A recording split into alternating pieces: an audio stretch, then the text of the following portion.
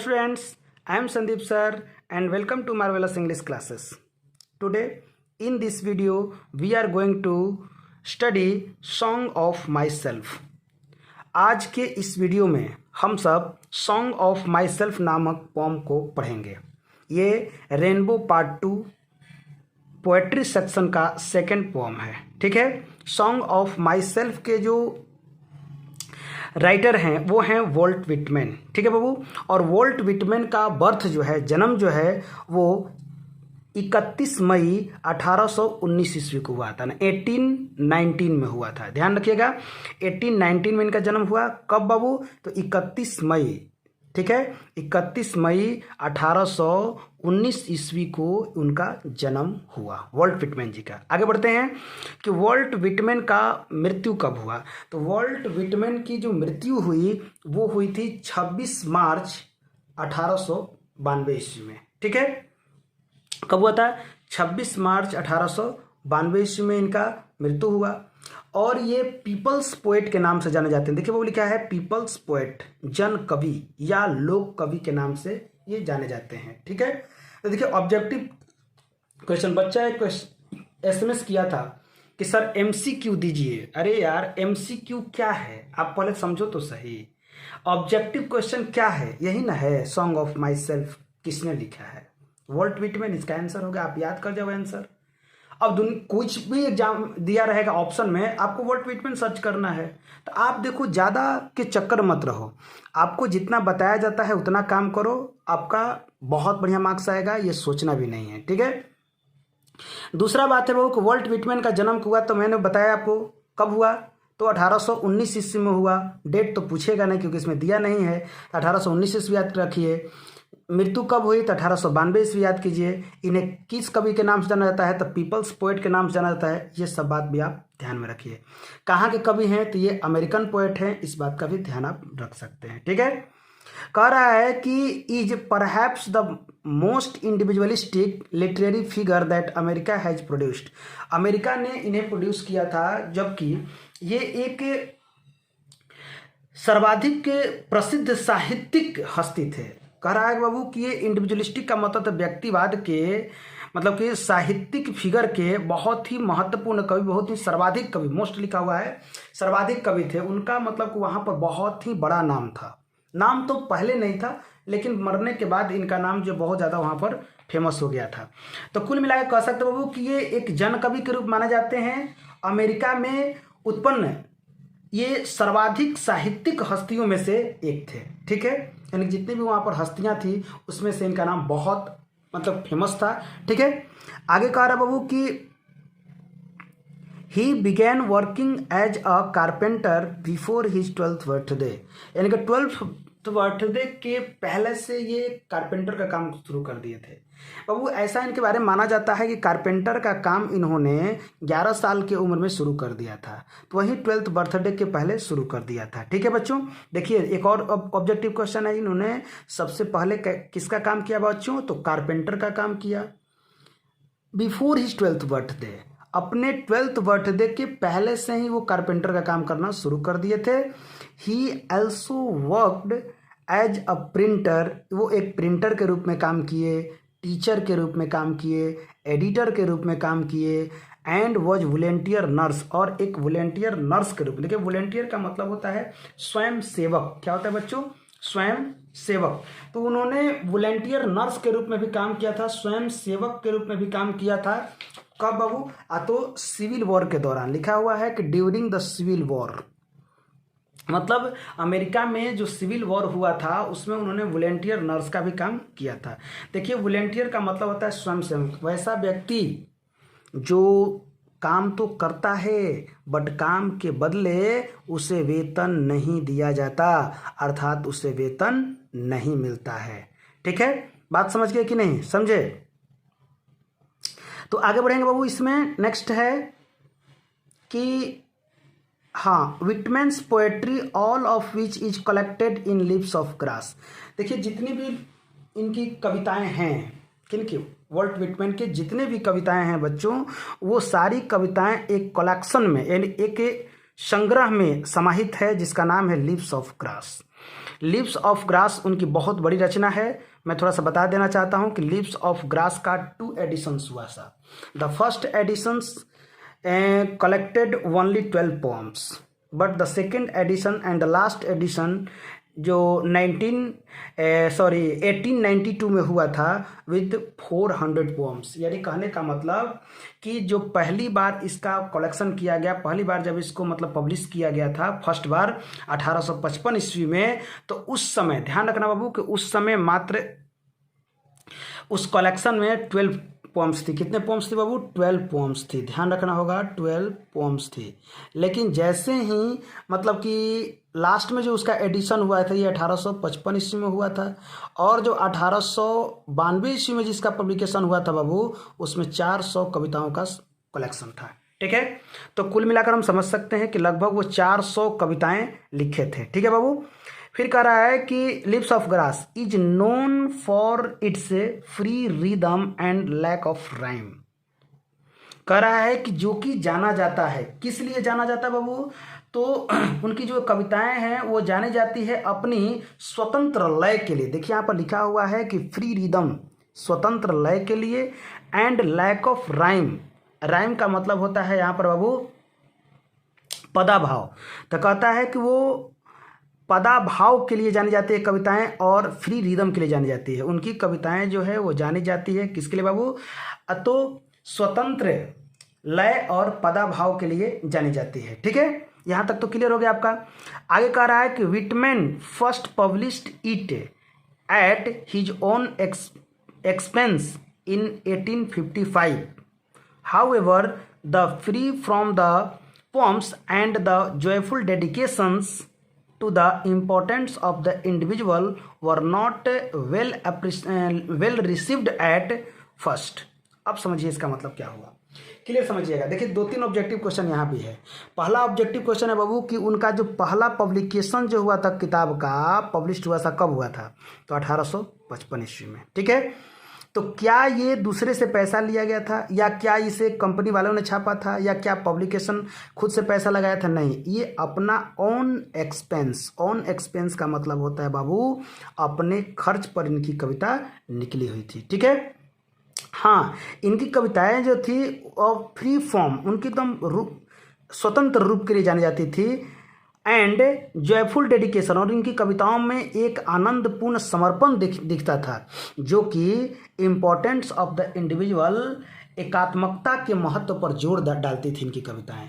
और ये एकात्मता के महत्व पर जोर डालती थी, लेकिन फिर भी were not received at first, लेकिन पहली बार उसे रिसीव नहीं किया गया। अर्थात कहने का मतलब बाबू कि उनका जो प्रकाशन हुआ उसे पहचाना नहीं जा सका, उसको मतलब कि वास्तव में पहचान नहीं मिल पाया, उसको रिसीव नहीं किया गया। ठीक है, यानी जो प्रथम प्रकाशन 1855 ईस्वी में उनके स्वयं के जो खर्च पर आया था, फिर भी जो कविताएं थी, ध्यान रखना कि जो उनकी कविताएं थी जो स्वतंत्र प्रकृति वाली थी, एकात्मकता पर, महत्व पर भी जोर डालती थी, उसके प्रति उनका आनंदपूर्ण समर्पण भी था, लेकिन फिर भी उनको पहचाना नहीं जा सका, फिर भी उनको इग्नोर किया गया।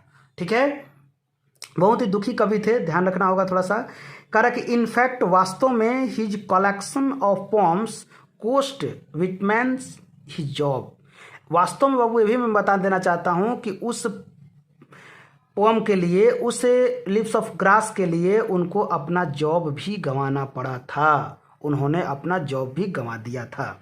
ठीक है, as it was taken to be obscene, इसे ऑब्सेन माना जाता। ऑब्सेन का मतलब वर्गल, अश्लील, अभद्र, ठीक ना, ये काम माना जाता था वहाँ पे। ठीक है, अमेरिका में। इन 1881 मैंने कहा 1881 ईस्वी में, आफ्टर मेनी एडिशंस, बहुत सारे एडिशंस के बाद, leaves of grass finally found a publisher willing to print it uncensored. Last में इनके जो कविताएं थी, बहुत सारे एडिशंस के बाद एक ऐसे पब्लिशर के हाथ में गया जिसने ये कहा कि मैं आपकी कविताओं को पूरी तरह से छाप दूंगा बिना किसी काट छांट के। अनसेंसर्ड का मतलब होता है बिना किसी काट छांट के, यानी कि बाद में चल करके 1881 ईस्वी में जब बहुत सारा एडिशन इनका निकल गया, तो कई प्रकाशनों के पश्चात अंत में लिप्स ऑफ ग्रास जो है एक ऐसे प्रकाशक को मिल गया जो कि इसे बिना किसी काट छांट को छापने के लिए तैयार हो गया था। ठीक है बच्चों, अगला है बाबू ट्रांसलेशंस, लिखा है translations of this collection were enthusiastically received in Europe. देखिए इनका जो ट्रांसलेशन था, जो अनुवाद था ऑफ हिज कलेक्शन, इनके जो कलेक्शन का अनुवाद था बच्चों, वर इंथ्यूजिस्टिकली, इंथ्यूजिस्टिकली का मतलब होता है उत्साहपूर्वक। क्या होता है बच्चों? उत्साहपूर्वक रिसीव्ड इन यूरोप, यूरोप में इसको बड़ा ही उत्साहपूर्वक रिसीव किया गया। But Whitman remained relatively unappreciated in America, लेकिन फिर भी विटमैन जो थे वे अमेरिका में अनअप्रिशिएटेड रह गए। अमेरिका में फिर भी उनकी प्रशंसा नहीं की गई। अपेक्षाकृत जो अपेक्षा किया गया था कि यूरोप में उनको बड़ा सम्मान मिला था, उसके अपेक्षाकृत इनको रिलेटिवली, लिखा है रिलेटिवली अपेक्षाकृत, रिमेंड बन शेष रह गए। क्या? अनअप्रिशिएटेड रह गए अमेरिका में। ठीक है, अब आगे बढ़िए, थोड़ा सा लास्ट जो लाइन है उसके ऊपर थोड़ा फोकस करते हैं हम लोग। कह रहा है कि it was only after his death that he could win appreciation in America for his original and innovative expression of American individualism. वाह, अब क्या पछतावत है जब चिड़ियां चुग गई खेत। बात को समझना है बाबू यहाँ पे। कह रहा कि परिचय इतना इतिहास यही कल उमड़ी थी मिट आज चली। कल तरसता रहा व्यक्ति कि मुझे सम्मान मिले, मुझे अनुभव मिले, मुझे यहाँ के लोग प्यार करे, अमेरिका के लोग, लेकिन वो प्यार उसको नहीं मिला बाबू। ये तभी संभव हुआ, वो यह सारी जो चीजें हैं यह उनकी मृत्यु के बाद ही हुआ कि वे अमेरिकन व्यक्तिवाद की अपनी वास्तविक और अनुसंधानात्मक अभिव्यक्ति जो थी के कारण जो व्यक्ति उन्होंने अभिव्यक्त की थी, इनोवेटिव किया था। इनोवेटिव का मतलब नवीन होता है बच्चों, जो नया नवीनीकरण किया था, ये सिर्फ उनको अमेरिका के इंडिविजुअलिज्म में इनके मृत्यु के बाद संभव हुआ। ठीक है, ये कारण अमेरिका में प्रशंसा प्राप्त कर चुके, लेकिन कब बाबू किए तो, लेकिन कब? मरने के बाद। लिखा है कि it was only after his death, यह सिर्फ उनके मरने के बाद संभव हुआ। That he could win appreciation, वो प्रशंसा जीतने में सफल हुए, प्रशंसा प्राप्त कर सके इन अमेरिका में फॉर हिज ओरिजिनल, वास्तविक और इनोवेटिव नवीन, ओरिजिनल वास्तविक और नवीन एक्सप्रेशन जो उन्होंने दिया था, उसके बदौलत उन्होंने वहां पर एप्रिसिएशन पाया। किसमें भाई? तो ऑफ अमेरिकन इंडिविजुअलिज्म में, अमेरिका के इंडिविजुअलिज्म में, अमेरिका के व्यक्तिवाद में उनका महत्व आया। यानी कि अमेरिकी व्यक्तिवाद में इनका सम्मान किया गया, लेकिन कब? मरने के बाद। कहा कि his important works include lips of grass, उनका जो इंपॉर्टेंट वर्क्स है जिसका नाम है लिप्स ऑफ ग्रास, 1855 में आया था, एंड ड्रम टैप्स, ये नाम का ही है, सिर्फ 1866 में आया था। ठीक है, ये दो इनकी रचनाएं हैं जिसको आपको याद करना चाहिए। ठीक है बच्चों, अब हम लोग इनकी कविता के बारे में थोड़ा सा देखते हैं। देखिए लिख रहा है इनका कविता, 2 लाइन है यहाँ पर, समझिएगा। कह रहा है कि I celebrate my self and Singh my self. कितना अच्छा लाइन है, थोड़ा सा ध्यान से समझिएगा बच्चों। कह रहा कि I celebrate my self and Singh my self, मैं स्वयं में सेलिब्रेशन करता हूं। आई सेलिब्रेट का मतलब होता है बाबू उत्सव मनाना, आनंद रखना। I am in happy in my self, मैं खुद में खुश रहता हूँ, मैं खुद में इंजॉय करता हूँ। एंड सिंग माई सेल्फ, और खुद में गाता हूँ।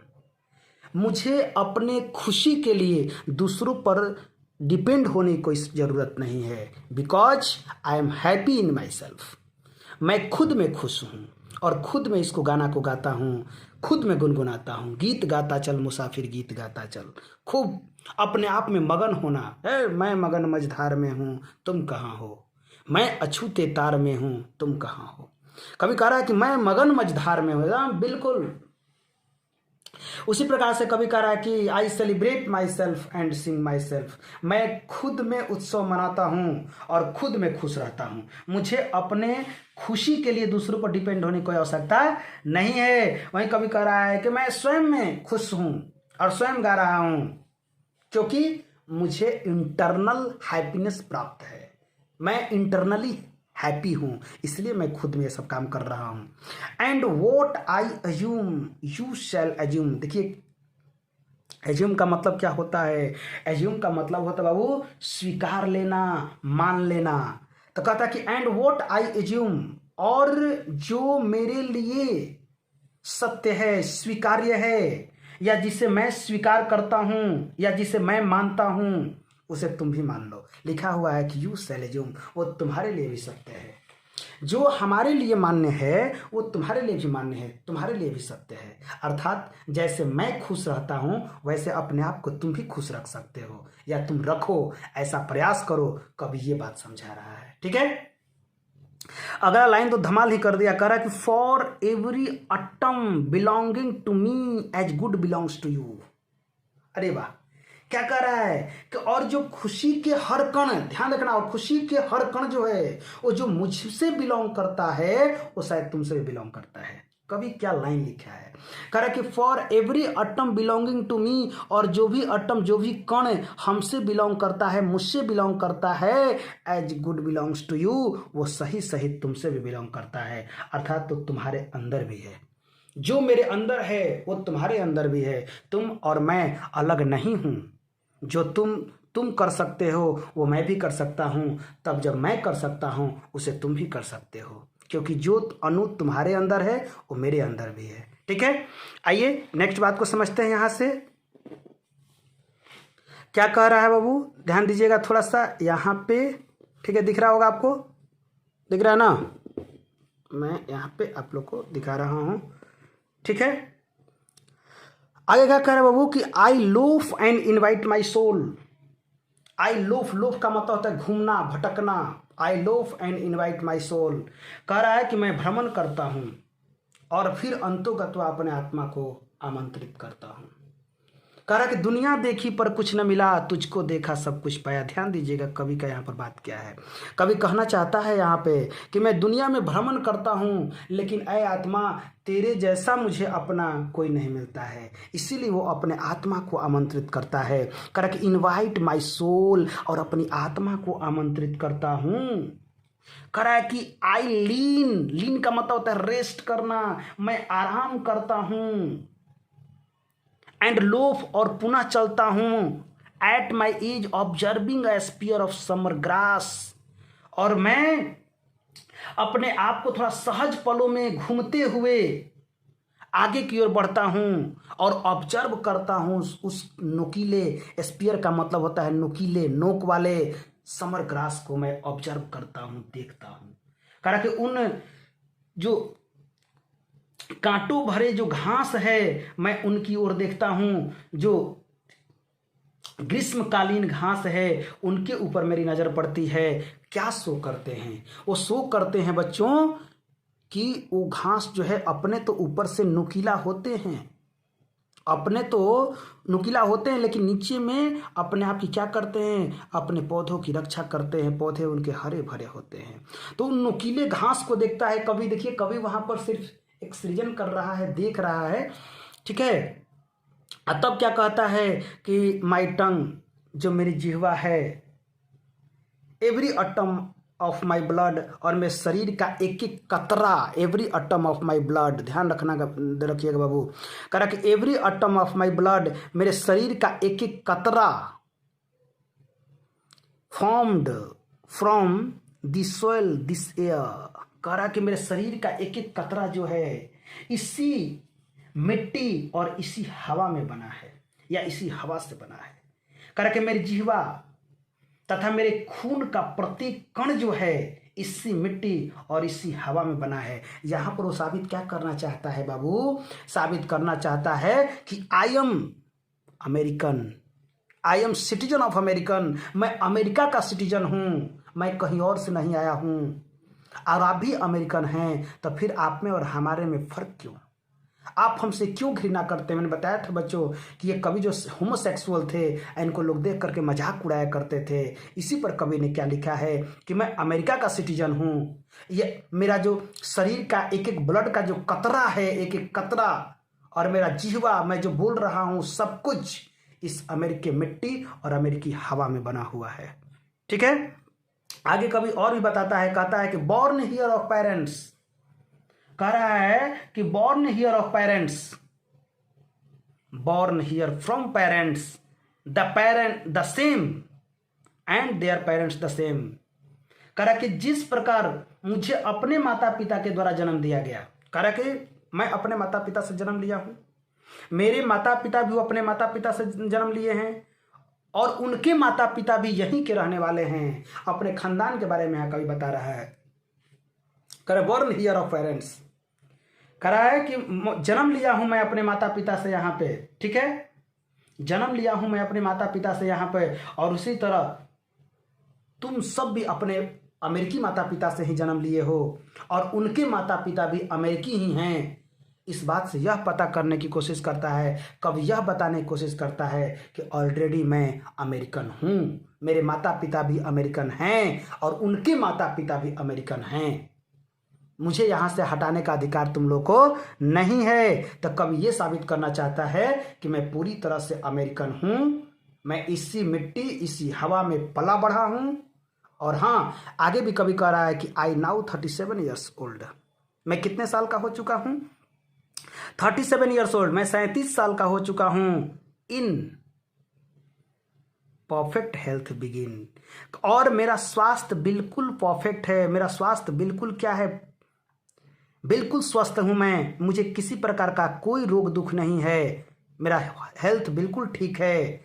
Hopping to cease not till death, और आशा करता हूं कि मृत्यु तक मेरा स्वास्थ्य बरकरार रहे, मृत्यु तक मैं ठीक रहूं। ये लाइन बहुत बार आया है एग्जाम में, ध्यान रखेंगे। Hoping to cease not till death, मैंने ऐसा आशा करता हूं, मैं ऐसा सोचता हूं कि ये स्वास्थ्य जो है वो मेरा मरने तक अच्छा ही रहेगा, मैं इसका गारंटी देता हूं। ठीक है, अब आगे देखिए, जो लाइन है वो तो हिला देने वाला लाइन है बाबू। क्या कह रहा है? क्रीट्स एंड स्कूल्स इन एवियंस। इन एवियंस का मतलब होता है दुविधा में। कह रहा है कि इन एवियंस, एवियंस का मतलब होता है बच्चों, ध्यान रखना होगा कि दुविधा में, या पजल भी कह सकते हैं हम लोग। तो ये कहता है कि एवियंस दुविधा में है। क्यों दुविधा में बाबू? Creeds and schools. क्रीड्स का मतलब होता है जो सामाजिक मान्यताएं होती है, और स्कूल्स, स्कूल्स का मतलब होता है बाबू, ध्यान देना हो, क्रीड्स का मतलब यहां पर कह सकते हैं धार्मिक मान्यताएं, सॉरी, क्रीड्स मतलब होता है धार्मिक मान्यताएं और स्कूल्स का मतलब होता है सामाजिक मान्यताएं। तो ये कहता है कि जो क्रीड्स हैं वो और जो स्कूल्स हैं वो दोनों क्या हैं? एवियंस में हैं। धर्म में जो विश्वास है और जो समाज में जो विश्वास है वो दोनों संकट में। आज सचमुच में हमारा धर्म भी संकट में है और हमारा समाज भी संकट में है। तो कभी कहता है कि मैं इस सब में ज्यादा विश्वास नहीं रखता हूं, कह रहा है कि मैं धर्म में और जो सामाजिक मान्यताएं हैं इससे ज्यादा महत्व नहीं रखता हूं। तो कभी यहां पे क्या कहना चाहता, थोड़ा समझिएगा। आज आप भी जान रहे हैं, मैं भी जान रहा हूं कि हर चीज को धर्म से जोड़ दिया जा रहा है, हर चीज को समाज से जोड़ दिया जा रहा है, और ये समाज, ये धर्म, कहीं आपके ऊपर अगर कोई प्रॉब्लम आ जाती है तो वहां पर साथ देने वाला नहीं है। सब सुख में साथ देने वाले हैं, दुख में कोई साथ देने वाला नहीं है। तो कभी यही पर बता रहा है कि क्रीड्स एंड स्कूल्स इन एवियंस, जो क्रीड्स और स्कूल्स हैं इन एवियंस, दुविधा में हैं, मैं उसमें ज़्यादा विश्वास नहीं रखता। बट रिटायरिंग बैक, लेकिन वापस लौट कर, एक पल जब मैं वापस लौटता हूँ या देखता हूँ, अहवाइल, अहवाइल का मतलब होता है एक पल, ध्यान रखेंगे, सफिष्ट, पर्याप्त नजर आते हैं। एट वॉट दे आर, जो वे अपने आप में हैं, जो वे अपने आप में हैं। जब मैं इनके बारे में सोचता हूं तो काफी मुझे अच्छे लगते हैं। नहीं, काफी मतलब कि अपने आप में काफी माने जाते हैं, या अपने आप में क्या सफिष्ट माने जाते हैं, पर्याप्त माने जाते हैं जो वे हैं। बट नेवर फॉरगटन, किंतु इस विषय को कभी भुलाया नहीं जा सकता कि धर्म और समाज है, इस बात को कभी भुलाया नहीं जा सकता। अर्थात कभी यहाँ बचने के लिए लाइन लिख दिया है, न तो कभी का लाइन मेन यही था। ठीक है, लेकिन अपने आप को बचाने के लिए, सर्व करने के लिए ये बात कभी को लिखना पड़ा कि retiring back a while sufficed at what they are but never forgotten. कह रहा है कि वापस लौट करके एक पल के लिए जब मैं देखता हूं तो ये अपने आप में मुझे पर्याप्त लगते हैं जो वे हैं, जिसे कभी भुलाया नहीं जा सकता। ठीक है, कह रहा कि आई हर्बर फॉर गुड और बैड। आई हर्बर, हर्बर का मतलब होता है बाबू विश्वास। हर्बर मतलब क्या होता है, ध्यान रखेंगे यहाँ पर, हर्बर का मतलब होता है बाबू विश्वास। कह रहा कि मुझे विश्वास है या विचार करता हूं मैं इस बिंदु पे अच्छा और बुरा में, मुझे अच्छा और बुरा में विश्वास है या अच्छा और बुरा का विचार करता हूँ। हर्बर मतलब कहीं कहीं पर विचार भी आपको देखने को मिल जाएगा, कहीं कहीं पर विश्वास भी देखने को मिल जाएगा, तो कोई घबराने की बात नहीं होगी। ठीक है, वही कविता कहता है कि मुझे अच्छी और बुरी बातों के बारे में क्या है, सोचता रहता हूं या मुझे विश्वास रहता है क्या, कि अच्छा क्या है और बुरा क्या है। मैं आपको समझाना चाहता हूं बच्चों कि अच्छा क्या है और बुरा क्या है।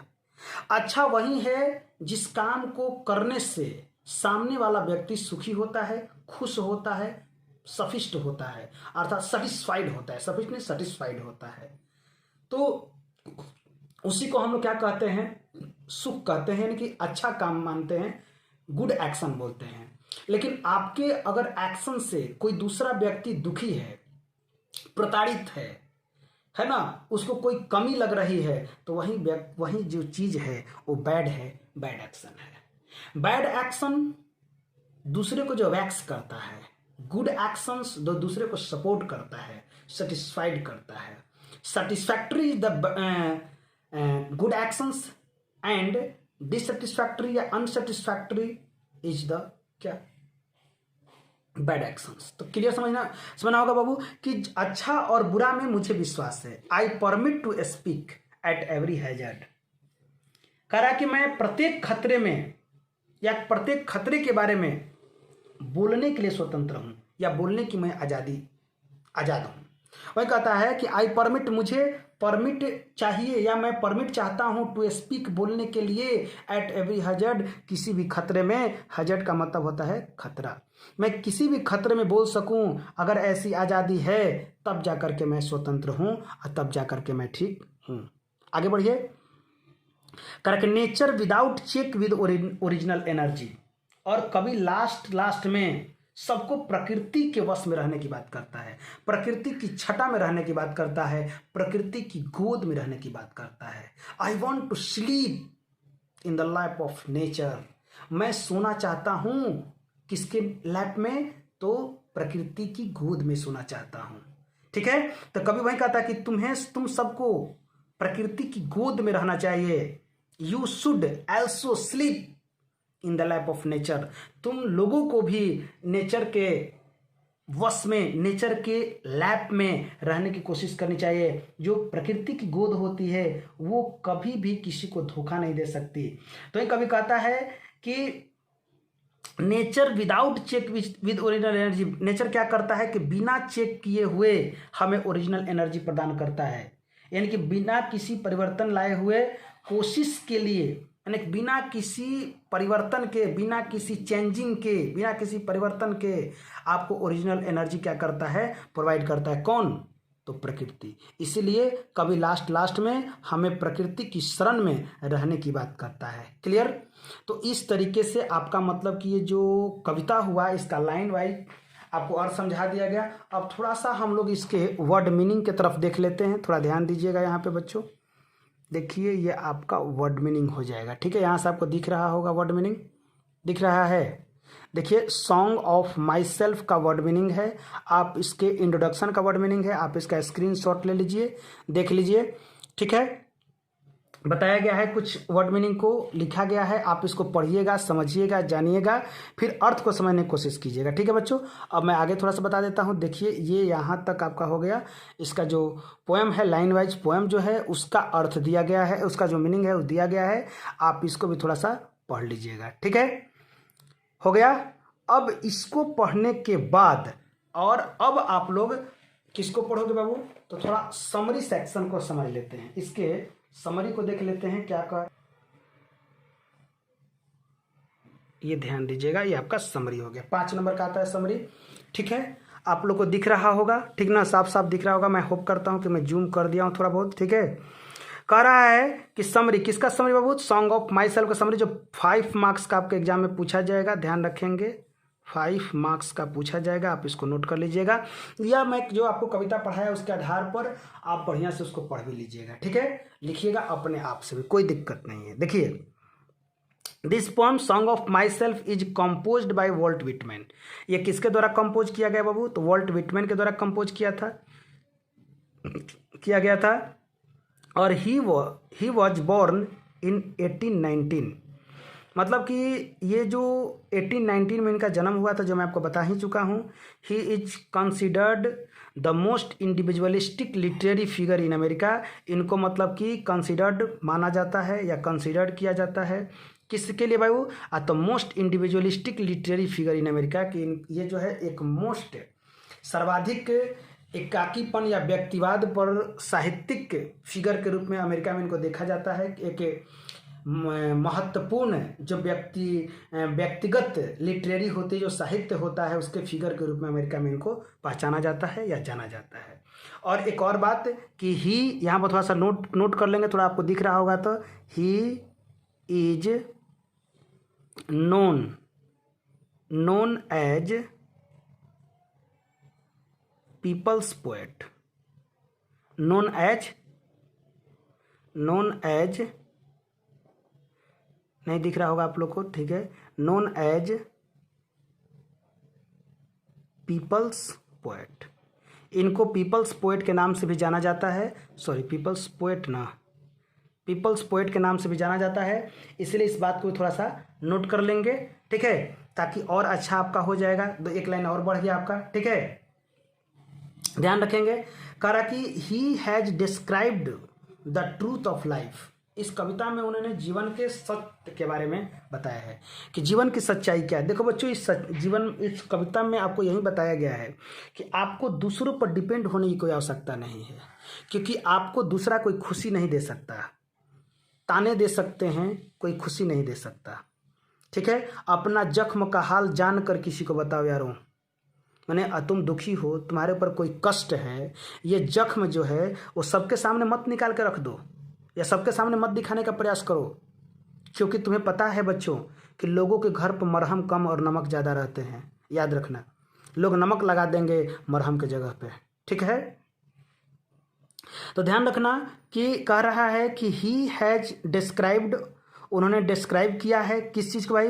द ट्रूथ ऑफ लाइफ, जीवन के सच के बारे में, जीवन के सत्य के बारे में उन्होंने डिस्क्राइब किया इस कविता में।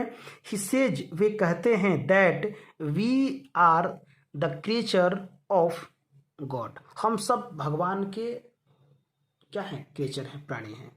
हम सब भगवान के संतान हैं। हम सभी लोग यहाँ पर भगवान की मर्जी से आए हैं। हम सब नेचर के संतान, हम सब प्रकृति के संतान हैं। I want to say that nothing is God but nature.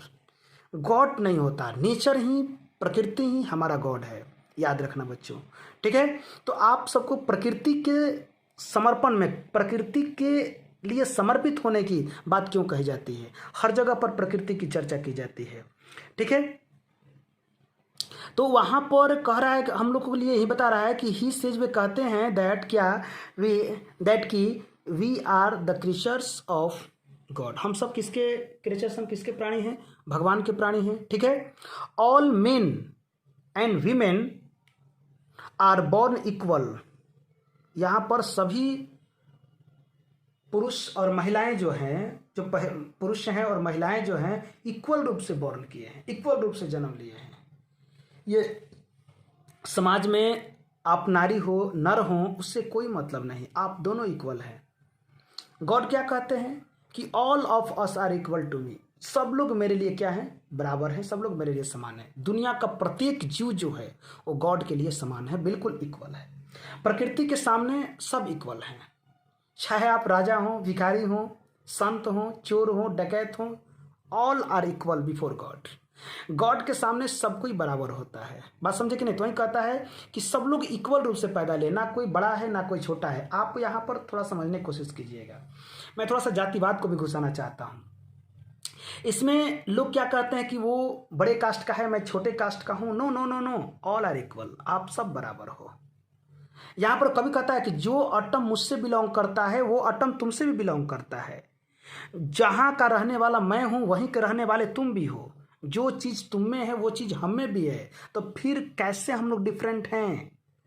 No, we are equal. हम क्या हैं? बराबर हैं। कवि यही समझाना चाहता है, इक्वालिटी को देना चाहता है, यूनिटी को स्थापित करना चाहता है इस कविता के माध्यम से, और आप लोगों को भी ये बात समझनी चाहिए। ठीक है, आगे कह रहा है कि so we should not fight in the name of religion, caste, creed, ये सब के नाम पर आपको नहीं लड़ना चाहिए। आपको धर्म के नाम पर नहीं लड़ना चाहिए, आपको कास्ट के नाम पर नहीं लड़ना चाहिए, आपको धार्मिक समुदाय के नाम पर नहीं लड़ना चाहिए। आज क्या है, हिंदू लड़ रहा है मुसलमान को मारने के लिए, मुस्लिम लड़ रहा है हिंदू को मारने के लिए, मुस्लिम चाहता है कि हिंदू को नीचा दिखा दे, हिंदू चाहता है कि मुस्लिम को नीचा दिखा दे। What is this? यह क्या है? क्या यही इक्वालिटी है? क्या यही यूनिटी है? इसकी बात नहीं कर रहा है song of my self. Song of my self, खुद में आनंद मनाओ, खुद में उत्सव मनाओ, खुद में खुश रहो। तुम्हें दूसरों के घर में घुसने की क्या आवश्यकता है? कभी ये आपको बताना चाहता है।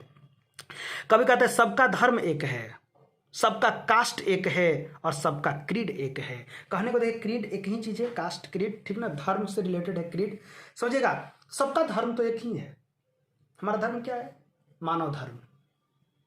हमारा कास्ट क्या है? हमारी जाति क्या है? किस जाति के हम लोग? मानव जाति के हम लोग हैं। ठीक है, तो ये आपके अंदर विराजमान होना चाहिए, ये आपके अंदर क्वालिटी होनी चाहिए आपको पहचानने की।